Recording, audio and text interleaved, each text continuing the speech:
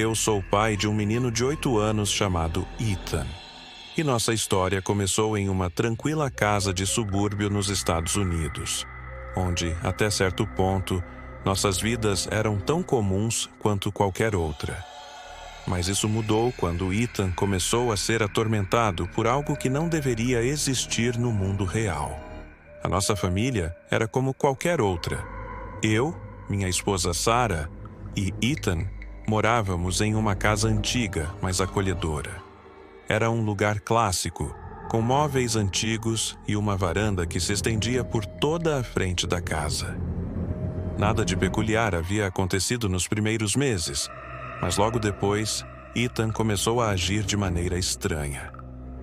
Tudo começou quando ele começou a acordar no meio da noite, correndo para o nosso quarto com os olhos arregalados, tremendo de medo. No início, achamos que era apenas um pesadelo, algo normal para uma criança da idade dele.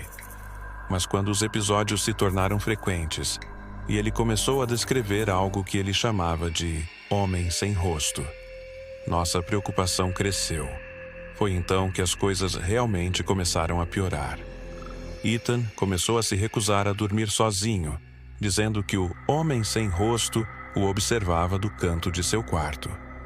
À noite, as portas e janelas pareciam se fechar sozinhas. Os ruídos se tornaram mais estranhos. Sussurros que pareciam vir de dentro das paredes, batidas abafadas no teto e, por vezes, uma sensação de frio insuportável que tomava o ar. Eu, inicialmente, pensei que tudo isso fosse produto da imaginação de uma criança. Até que eu ouvi o sussurro na noite em que Ethan apareceu na porta do nosso quarto, com os olhos fixos na parede do corredor. Ele não se moveu, como se estivesse hipnotizado. Quando fui falar com ele, uma sensação de pavor tomou conta de mim. Algo estava errado. Ele parecia estar em transe. O que aconteceu a seguir foi ainda mais perturbador. Uma noite, quando fomos até o quarto dele, encontramos Ethan deitado, com um sorriso forçado no rosto, como se estivesse observando algo invisível. De repente, ele se virou para mim e sussurrou: "Ele está atrás de você." Olhei em volta, mas não havia ninguém. Nos dias seguintes, Ethan começou a perder o controle sobre si mesmo. Ele acordava com marcas roxas no pescoço, como se tivesse sido estrangulado, embora não houvesse ninguém lá. Sarah e eu ficamos completamente aterrorizados sem saber o que fazer. Foi quando decidimos contratar um especialista paranormal. Um médium renomado e um parapsicólogo chegaram à nossa casa em uma noite chuvosa, munidos de câmeras e equipamentos para medir atividade energética.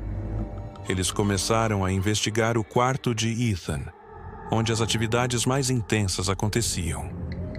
Enquanto eles falavam com os espíritos, as luzes começaram a piscar e o ar se tornou denso. De repente, uma sombra apareceu na parede, crescendo cada vez mais, até tomar a forma de uma figura humana. O médium ficou pálido e rapidamente recitou palavras em latim, enquanto o parapsicólogo olhava assustado. A energia naquele lugar ficou opressiva e quase insuportável. A voz do médium tremia quando ele disse: "Não é um espírito comum. Isso é algo muito mais antigo. Uma entidade maligna que se alimenta do medo. Ela escolheu seu filho." O mais perturbador foi quando descobriram o passado da nossa casa. Décadas atrás, a propriedade havia sido palco de um assassinato brutal. Um homem, obcecado por um espírito, havia cometido crimes horríveis, deixando um rastro de sofrimento. Acredita-se que ele tenha feito um pacto sombrio, chamando uma entidade maligna que agora estava se alimentando do sofrimento de nossa família, especialmente de Ethan. As noites continuaram a piorar. Ethan não podia mais dormir sem gritar. Ele falava sobre ouvir passos atrás dele, sentir mãos invisíveis tocando seu corpo e ver os olhos de algo que o vigiava. Eu vi o medo tomar conta dele de uma maneira que uma criança nunca deveria experimentar. Ele parecia se deteriorar a cada dia que passava, Os investigadores sugeriram uma última tentativa: um exorcismo. Na noite marcada, a casa inteira parecia estar em movimento, como se as paredes estivessem vivas. Durante a cerimônia, a entidade revelou seu poder, fazendo com que Ethan levitasse sobre a cama, seu corpo contorcido de uma maneira impossível. Sua voz se transformou em algo completamente irreconhecível, mais profunda e horrível do que qualquer coisa que eu já havia ouvido. No entanto, o exorcismo não foi totalmente bem-sucedido. A entidade foi forçada a se retirar temporariamente, mas não antes de deixar uma última mensagem para mim, através de Ethan. Eu voltarei, ele é meu. Atualmente, Ethan já não fala sobre o homem sem rosto. Ele nunca mais teve marcas roxas, e suas noites se tornaram mais tranquilas, mas a sensação de que algo o observa nunca desapareceu completamente. A casa foi vendida e nós nos mudamos para um novo local, onde, por algum motivo, parece que a paz finalmente retornou. Mas, às vezes, eu ainda ouço um sussurro no silêncio da noite.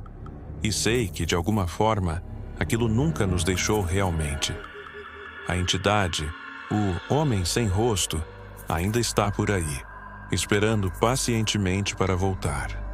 E isso me aterroriza mais do que qualquer outra coisa.